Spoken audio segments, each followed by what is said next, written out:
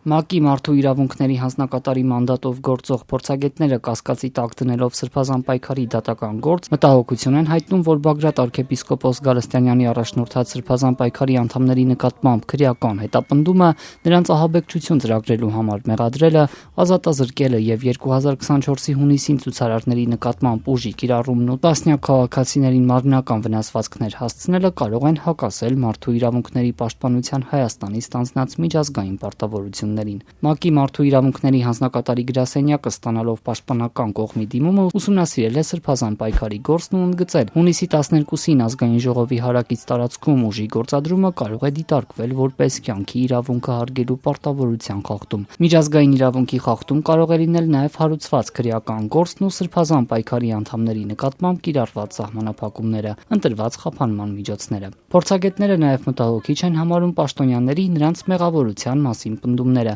ընդգծելով դա կարող է խախտել անմեղության կանխավարկածը։ Երբ անցած տարի իրավապահները հայտնեցին այս գործի մասին, իշխանականները բառի սպուն իմաստով իրար հերթ չտալով Բագրատ arczepiskopos Գալստյանյանին եւ նրա առաջնորդած շարժման այլ գործող անձանց ահաբեկիչներ էին անվանում։ Երբ որ այդպիսի բան է պլանավորում, այդ բոլոր խմբավորումներին պետք է օրենքի ողջ խստությամբ չեզոքացնել եւ տանել նստացնել Նայիրի Հունանյանի կողքը, որովհետեւ իրանք Նայիրի Հունանյանից ոչ մի բանով չեն տարբերվում։ Կարծում եմ իմաստ կունենա, որ ազգային անվտանգության ծառայության, դատախազության, քննչական կոմիտեի, ներքին գործերի նախարարության, ոստիկանության առավել արդյունավետ գործած աշխատակիցներին ներկայացնեք պարգևատրման։ ՄԱԿ-ի մարդու իրավունքների հանձնակատարի գրասենյակից այս գրությունը մայիսին են Հայաստանի կառավարությանն ուղարկելու հարցեր ուղղել։ Արդյոք իրավապահները քննել են ուժի գործադրման միջադեպը, ինչ արդյունքներ են եղել եւ ինչ են արել իշխանությունները նման դեպքերը կանխելու համար։ Փորձագետները խնդրել են բացատրել, ինչպես են մեղադրյալներին վերագրվող գործողությունները ահաբեկչություն տերմինով կոչել, երբ մեջբերեմ միջազգային լավագույն փորձի համաձայն ահաբեկչության մեղադրանքները պետք է սահմանափակվեն այն գործողություններով, երբ դիտավորությամբ մարդկանց են սպանել կամ ծանր վնասվածքներ հասցրել։ Կարճ ասած, ՄԱԿ-ը Հայաստանի կառավարությունից պարզաբանումներ է խնդրել։ Բացի այդ, հորդորել են միջոցներ ձեռնարկել ենթադրյալ խախտումները վերացնելու եւ դրանց կրկնությունը կանխելու համար։ Այս գրությունը Երևան են ուղարկել մայիսի 11-ին։ Շաբաթներ անց հունիսի 4-ին դատարանը որոշեց շուրջ 1 տարի ազատազրկված Բագրատ arczepiskopos Գալստյանյանի խափանման միջոցը փոխարինել տնային կալանքով։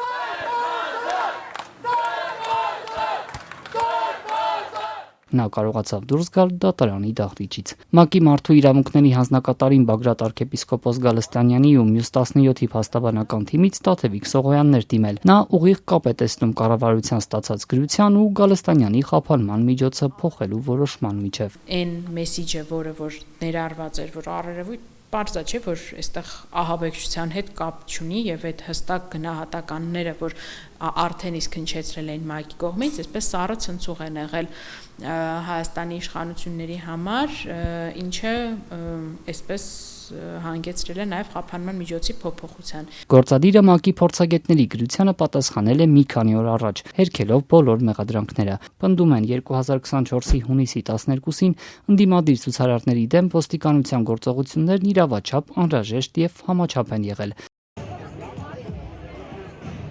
Վստահեցնում են, թե Սրբազան պայքարի անդամների նկատմամբ ահաբեկչություն կազմակերպելու գործն իրավապահները նախաձեռնել են ոչ թե քաղաքական, կրոնական պատկանելիության, իշխանությունների հասցեին քննադատության կամ խաղաղհավաքներ կազմակերպելու համար, այլ երկարատև նախաքննությունից հետո ձեռք բերված ապացույցների հիմքով, որոնք պարունակում են քրեական օրենսգրքի ահաբեկչությանը նպաստելու եւ իշխանությունը յուրացնելու հոդվածների տարրեր։ Գործադիրն անդրադարձել է նաեւ խափանման միջոցների վերաբերյալ հարցադրումներին, հայտնելով, թե դատարանը ժամանակի ընթացքում խիստ որոշումներն ավելի մեղմ խափանման միջոցներով է փոխարինել։ Իրավապահները Բագրատ arczepiskopos Գալստյանյանի եւ մյուսների ձերբակալությանը զուգահեռ տարբեր զրույցների հատվածներից մոնտաժված ձայնագրություններ հրապարակեցին, դրանք որպես ապացույց ներկայացնելով, եւ միայն ամիսներ անց, երբ նախաքննությունն ավարտվեց, պաշտպանական կողմը հրապարակեց ամբողջական զրույցները, որոնցից պարզ դարձավ, որ հանրությանը որպես ապացույց մոնտաժված ձայնագրություններ են ներկայացրել։ Դրանցից մեկում օրինակ Բագրատ arczepiskopos Գալստյանյանը խոսում է մեջբերեմ